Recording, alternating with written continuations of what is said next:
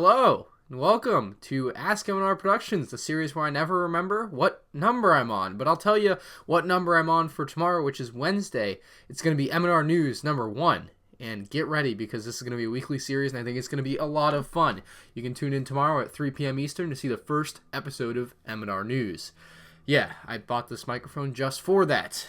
Shocking. Well, get ready because it's going to be a fun series. I'm really excited for it. If you have a question for this series, though, leave in the comment section below, and you might get answered next week. If you do enjoy, please leave a like. Anyway, our first question comes from Arc1070 Productions, and he says, why do you think Amazon, Walmart, and other stores have their Star Wars Battle Packs at $12 or $13 again? It's because they want you to buy from them.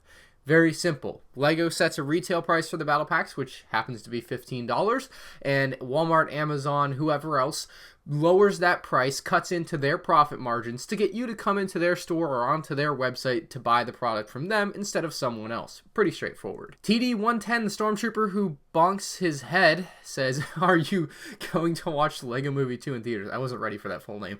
Yes, I'm going to watch it in theaters, of course. I'll probably go to like the midnight first showing or whatever. I might go watch it with Just Too Good and Pro LEGO channel. I'm not really sure what's going to happen with that yet, but I'll definitely be watching it the first day or two, and then we're going to talk about it on the podcast, which is going to be a lot of fun as well. So LEGO Movie 2, I'm pretty hyped for it. If you're hyped for it, let me know in the comments section below. Brick CAD says, would you go see a Star Wars 9 movie marathon in December for Star Wars Episode 9?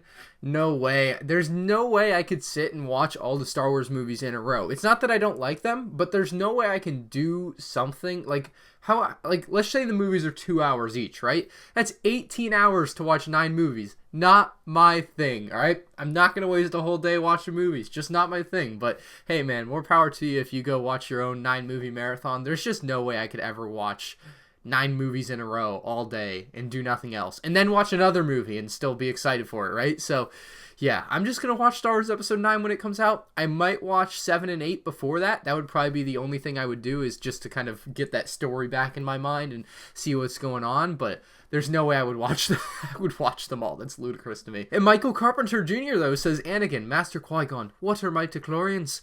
Qui-Gon Jinn says, mitochlorians are the powerhouse of the Force. And I know I said it wrong, but deal with it. We have another, oh my god, we have 3 jokes in a row, except the first one I screwed up somehow. Brick Boy Builder 18 Animation says, what is Captain Phasma's favorite drink? Fanta. Brady Cohen says, why are we not getting any fan mail videos? Basically, I'm lazy, and those are the videos that I ended up just not liking to make the most, so I am not probably going to do fan mail anymore. Like, don't send me fan mail.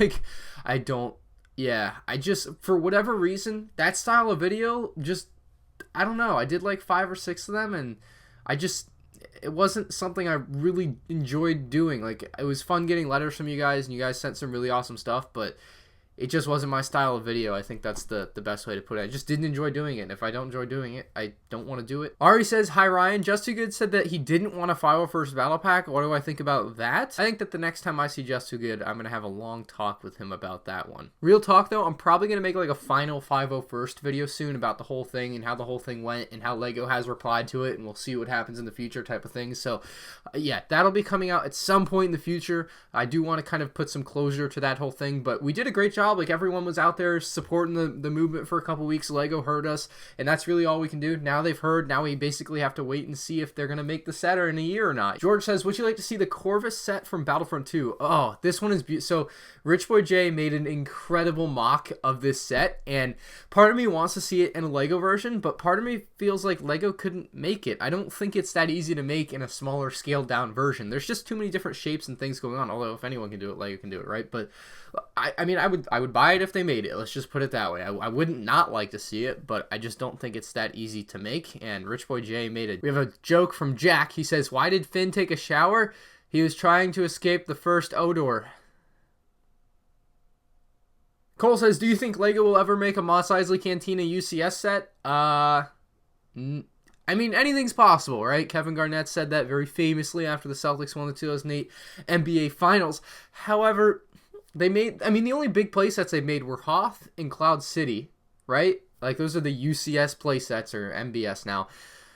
Mos Eisley, to me, just, it doesn't, like, I don't, then again, they make smaller playset versions of Hoth, and they made a UCS Hoth, so I'm very torn on that. I don't think it would make a good like $200-$300 playset. I think if they made like a $150 Mos Eisley Cantina playset, maybe.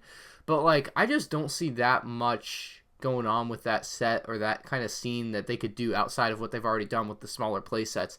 Unless they really want to go big or go home on a set like that, I just don't see the value in them doing something huge. It'd be kind of like the UCS Hoth, where it's just kind of a combination of everything they've done before, I feel like, and we wouldn't get anything special, kind of like I feel like Cloud City is kind of a special one. So it's something I'm torn on, I guess, now, but I don't think it will happen, although it's possible. I'd give it like a 15% chance of ever happening. Isaac says, what is your opinion on LEGO Juniors? Is it good or bad? I think it's a great thing. I think it's good for kids that want to get LEGO and have LEGO at a young age, 4 or 5 years old, right? But not have something that's too difficult to build, because that's totally a thing. When you're 4 or 5 years old, you can't just build the stuff that's on the shelf behind me. Like that's personal experience. Like it's just not that easy. You know, when you're young, you just aren't mentally developed enough to build the harder sets. It just is like you don't have the concentration yet to sit there for 8 hours and build Apocalypse Burst. You know what I mean? So something smaller, simpler is very important to have to get kids into LEGO at a younger age. And that's LEGO trying to get people into their product, right? Nothing wrong with that. It's also always good to have more fans of the thing that I also like. That's good for me and good for everyone in the community, I would say. I think it's a good thing. I don't think it's personally for me, like if I look at it, like it's not for me, quite clearly. Like I think it's good. Your question at its base says, is it good or bad? It's good, but it's not for me. Evan says, do you think the mid-legs from Harry Potter will return? I would be shocked if they didn't, because I don't know why LEGO would design a completely new leg just to go on like 3 characters from one Harry Potter wave. I'm sure we'll see them more at some point. It's just a matter of time. I'm kind of surprised that they haven't used them more to this point, but then again, I don't really see where they would use them. Maybe they could start using them in some city sets. That would probably be the best place to put them for like some teenage characters, I guess, to roam around your city. But other than that, I don't really know where the heck you would put them in at, unless they come up with a new theme, or maybe Ninjago would be kind of cool to have some younger Ninjago characters. Not really sure. Luke says, Ninjago City or Welcome to Apocalypseburg? I'm definitely going to go with Apocalypseburg on that one. I love my Apocalypseburg set. Ninjago City to me just pales in comparison to Apocalypseburg, although I know a lot of people really like Ninjago City, and it's a really cool, dense set. So is Apocalypseburg. I just like the Statue of Liberty aspect to Apocalypseburg, I think. Just like, I think they're kind of similar concepts, right? Just kind of like a city area. I don't know, obviously, but I really like that they've put it into a downed monument. I think that's kind of cool. Golden Light Picture says, favorite video series you've done or are proud of? So I would point you in the direction of my playlist called Best of M&R Productions. It's in the description of this video. It's a YouTube link to a YouTube playlist. There's like 25 videos in it. Those videos are like the videos that I've made that I like the most, I think. And maybe there's some videos that aren't in there that should be in there. I don't really know for sure if I've missed some throughout my past. But I went through and I put in some of my favorites that I've made, and if you want to check it out, you can. Again, the link's down below. It's the best of M&R Productions, or at least what I consider to be the best. So there's your answer. I don't really have a favorite. I would say that my favorite video series that I'm coming up with right now is my M&R News that's coming out tomorrow again. So I think the fun part about those, I'm actually going to do like intros to them, unlike with M&R Productions. I think I have like the thing is with M&R Productions, or Ask M&R Productions rather, like doing like funny intros every week, I don't think it's that easy. I think with M&R News, it's going to be easier because I can spin it and use the news type thing to make a funny intro every week. And you'll see what I mean tomorrow when the video comes out. But there should be a cool intro on M&R News every week, and that's something I'm really excited for. But if you want to see the videos I'm most proud of, just check out the Best of M&R Productions playlist. Someone says in Canada, the prices of battle packs were $17, and now they are $20. Well, I looked it up, and 20 Canadian dollars is 15 US dollars. So congratulations, you've caught up with the times. You are now paying just as much as everybody else. Tim Bricks says, have you been to Kennedy Space Center and watched the launch? For those of you who don't know, I live in Florida on the East Coast, about 45 minutes south of the Kennedy Space Center, which is where like NASA launches the space shuttle and different rockets, or at least used to be the space shuttle. Now it's a whole bunch of different rockets, whatever, SpaceX. I've never personally gone to the Kennedy Space Center to watch a rocket launch or a shuttle launch. I watch them from my house because it's, you know, you just watch the little orange dot go up, kind of cool. But yeah, I've never gone over there to like watch it. It's never been a draw for me personally. Maybe if you're coming from out of state, it's something you care about more. But again, living here, I don't care to go to Disney. I don't care to go to Universal and ride. Like I'm just not that type of person. So maybe again, you might be out of state and you might care more to go to Kennedy Space Center and watch a launch as like a tourist thing, but just not my thing personally. I do watch them like go up in the sky. I'll watch them on TV or whatever, but I never like have been there to go watch a launch. Brickstack says, hey Ryan, do you think we'll be getting more LEGO sets based off video games? LEGO broadened their possibilities when they made Overwatch sets. They absolutely did, and my number one wish for a LEGO video game theme is Fortnite. Come on, guys. I know some of you hate Fortnite. I personally dislike the company that makes Fortnite, but oh my god, Fortnite is a fun game. Like, let's be honest. There's a reason it's popular. It's fun. It's free. It's fun. It's a lot of fun. I try to only play it once a week. I do like Fortnite. I'm doing like Fortnite Fan Fridays where I'll play Fortnite with y'all because a lot of you guys play Fortnite over on M&R Games. But God, Fortnite is fun. It's free. It's huge, and I would be shocked if LEGO didn't pick up that license already. Honestly, I think LEGO might have the license because I feel like if like Mega Bloks or Creo got the license, they A, would have already pushed a product out, or B, would have already talked about it and been like, hey, we got this license. This is coming out very soon, guys. I feel like since LEGO got it, they would be very secretive about it, and it wouldn't, you wouldn't hear anything about it. So fingers crossed LEGO's working on Fortnite, and maybe we'll see some sets like in August or something, or later on this year, maybe early 2020. But I think LEGO Fortnite would just be incredible to happen. Like, it's a match made in heaven. Let's see it happen. Kind of like LEGO Minecraft. Like, they need to do more of that. Let's go. Fortnite LEGO sets. Avoki says, will there be another wave for LEGO Harry Potter, and why wasn't there a winter wave for the theme? So there was never supposed to be a winter wave for the theme as far as I can tell. I think there's supposed to be more sets coming out this year. At least that's the rumor. They'll be coming out in the summer. So maybe LEGO will be doing LEGO Harry Potter once a year instead of 2 waves per year. The reason, I would think the reason they're not doing 2 waves per year is because there's not like a new Harry Potter. I know there's a new Fantastic Beasts, but Harry Potter doesn't have a new movie coming out. So they don't want to like do it all like, here's 2 waves and we're done. Like, they want to spread it out a little more, and I think that's a great way to do it. I think not releasing sets every 6 months for older themes like that they want to bring back is a great way to do it. Do it once a year, perfectly fine by me. LEGO Harry Potter should be returning this summer with another wave. We'll have to wait and see. Awesome Arthur says, did you get a silver play button for 100,000 subscribers, and can you make a video about it? I have not gotten it yet. I need to contact YouTube and get it sent out to me. I probably won't make like a video about it. If I do anything about it, it'll either be at the beginning of Ask MandRproductions, or you'll definitely see it in a vlog. So if anything is on the main channel, it'll probably be in this type of series, and it'll probably go on the wall right there, to be honest, next to the Imperial Shuttle.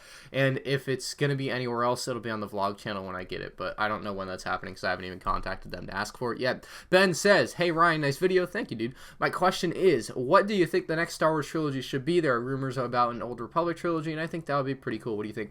So I think Old Republic would be great. I think Old Republic definitely has a lot of possibilities, going way back to the past of Star Wars and kind of concreting some of that history, I suppose. I just want them to do something fresh, I don't want them to do anything with the Skywalkers. I think that would be the best way to do it, is just make a trilogy about something that's Star Wars, but not Luke, Leia, Han, the original big 3, whatever, Darth Vader, none of them. Just do it with something that's fresh. Old Republic works, or anything else really works, just not the Skywalkers. Even though I love the Skywalkers, okay? No, don't get me wrong. I love what they've done with Episode 7 and 8. Hope Episode 9 is great, but I think they should do something fresh. George says, will you go to Star Wars Celebration 2019? No. I went to Star Wars Celebration in 2017, I think.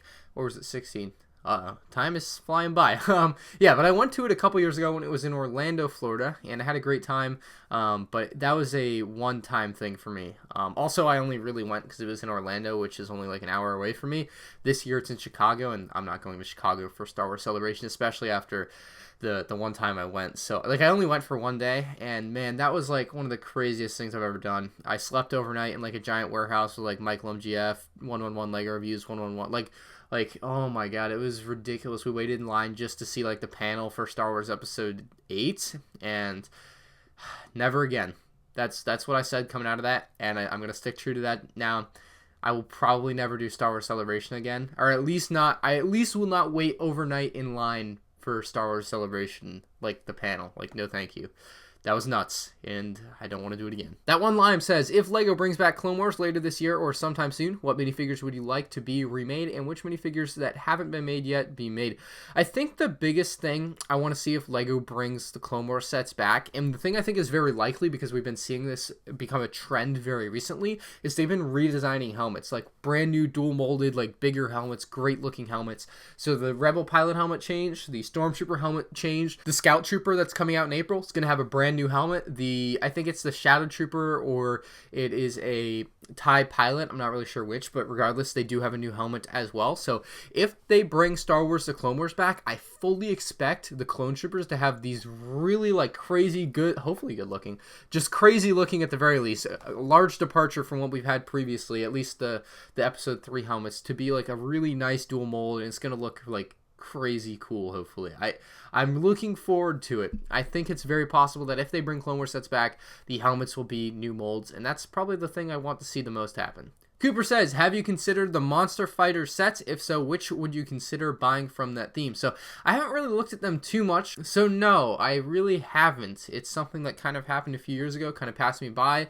And right now I'm looking at a bunch of themes that are out now, and I don't really have time to look back on the theme like Monster Fighters. Maybe one day I'll look back at it. Like, I think it's a neat theme. It had a cool idea behind it.